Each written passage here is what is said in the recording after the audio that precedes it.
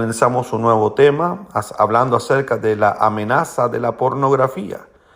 Y decíamos cómo la constitución de este país en los Estados Unidos titubea en establecer muchas de las veces el tipo de penalidades para los dos tipos de pornografía que ellos dicen que existe, la suave y la muy extrema o la más dura, como se llama.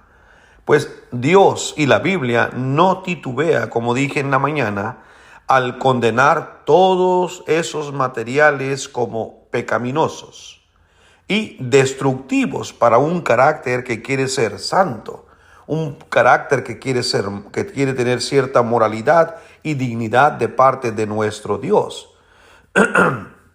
Este pecado, hermanos, es destructivo no solamente para el carácter, sino también para el propio hogar, para la persona que lo practica, para las iglesias, hermanos, va a traer demasiado problema, y también incluso a las naciones, a las sociedades en las cuales nosotros vivimos.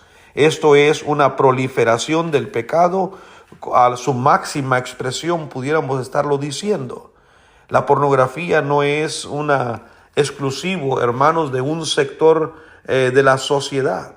Se ha proliferado con la tecnología, hermanos, a todas partes del mundo. Y esto es un peligro latente, y los cristianos debemos de enfocarlo desde el punto de vista bíblico y hablar con nuestra juventud, hablar en la iglesia con la palabra del Señor como hablamos de cualquier otro pecado. Ayer en el servicio de nosotros, a través del audio y el PowerPoint que envié, hablé, hermanos, de conociendo más al pecado, y hablé de algunos términos que la Biblia utiliza para llamar al pecado, como la deuda, la transgresión, la rebelión. Bueno, este es otro tipo de pecado llamado pornografía, ¿verdad? Y la Biblia tiene mucho que decir sobre esto y por qué es un pecado. Y el propósito entonces de estos estudios, hermanos, sobre esta amenaza de la pornografía es ayudarnos a entender lo que el sexo puede y no puede hacer según el diseño de Dios. Obviamente todos los audios que estará escuchando tendrán una contraparte si usted los compara con el pensamiento y la filosofía de este mundo.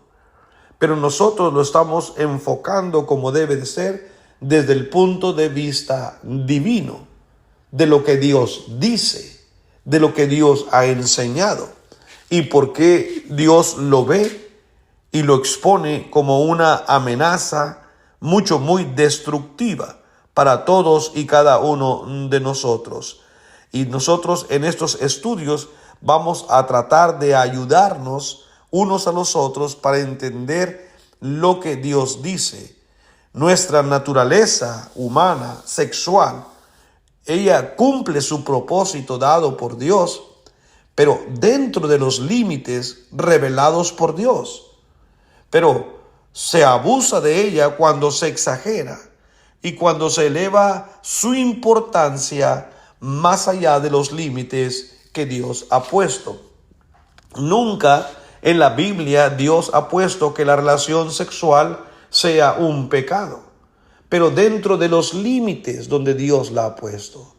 Y cuando hablamos de límites, la sexualidad, hermanos, es un placer que Dios diseñó para el hombre y la mujer dentro y únicamente dentro del matrimonio.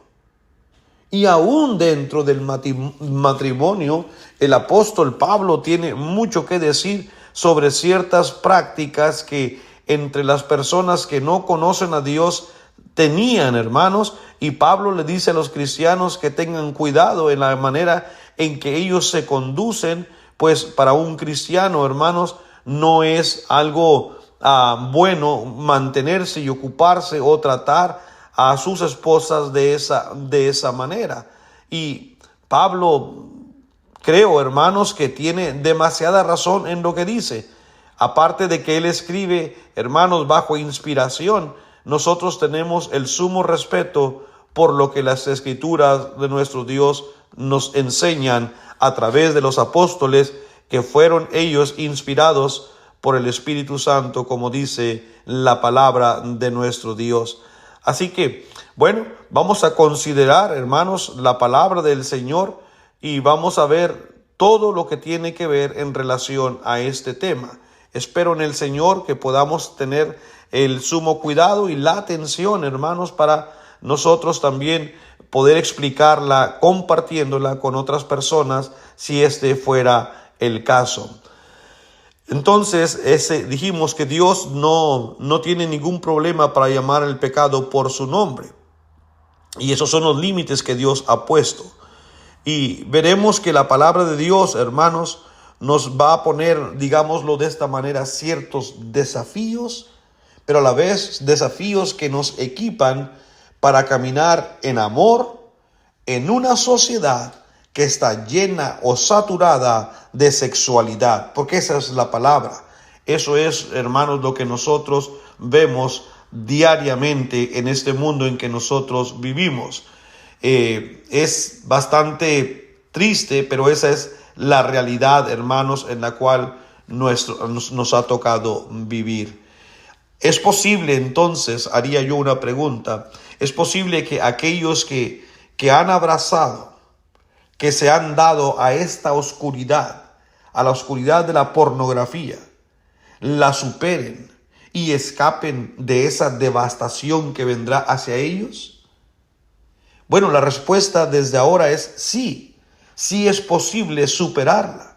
Y vamos a mostrar, hermanos, que el Evangelio de Cristo proclama el perdón de los pecados y, como dije hace un momento, nos equipa para vencer el pecado de la pornografía y de cualquier otro tipo, como dijo el apóstol Pablo, que el Evangelio tiene poder para derribar cualquier argumento.